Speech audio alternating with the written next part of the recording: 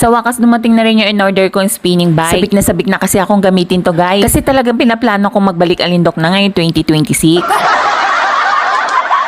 At napaka-convenient nitong gamitin guys. Dahil ilalagay mo lang siya sa isang tabi at anytime pwede mo na siyang gamitin. At hindi mo na kailangan lumabas ng bahay para lang mag-bike. Dahil pwede mo nang gawin dito yan sa loob ng bahay mo. Kaya kung kagaya ko kayong tamad lumabas o nahihiyang lumabas, ano pang inaantay nyo guys? I-check nyo na ang comment section para dito. Sa murang halaga ay magkakaroon na kayo ng ganito. At isa pa guys, pag meron na kayong ganito, hindi nyo na kailangan makipagsiksikan sa mga gym para lang magpapayat o magpa-sexy. At talagang na-amaze ako dito sa in-order ko. Dahil napakaganda talaga niya. Hindi rin siya maingay guys kapag ginagamit. Malaki din yung upuan niya kaya hindi masakit sa puwet kapag inupuan. At saka biruin nyo guys, nakaya ako sa sobrang bigot kong to.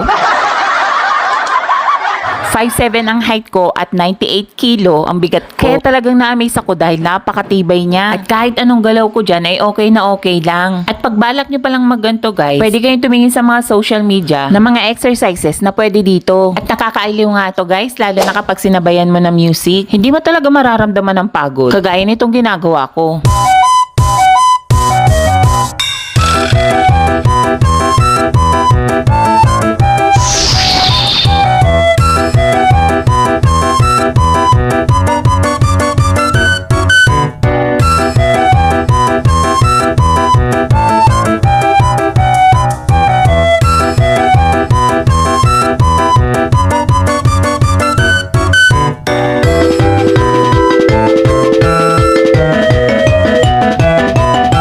Meron na pala siyang kasamang ganito guys kapag darating sa inyo para ma-monitor nyo ang bawat galaw nyo. At meron din siyang kasamang phone holder. Kaya magagawa nyo manood ng cardio exercise sa social media habang nagaganto kayo. Lalong-lalo na kapag beginner ka pa lang. At talagang pang heavy duty to guys dahil kaya niya ang 200 kilo. At ito naman ang pihitan kapag gusto nyo medyo mahigpit ang pedal o maluwang. Kaya talaga may exercise sa mga muscles nyo sa legs. Hindi ka rin maiilang gamitin to guys kahit anong height mo dahil adjustable lahat. Pwede mong i-adjust ang upuan nito at pati na rin yung manibela. Mabigat din to guys, kaya alam mong matibay yung mga bagal na ginamit dito. So paano, hanggang dito na lang muna. Thank you for watching. Don't forget to follow and share.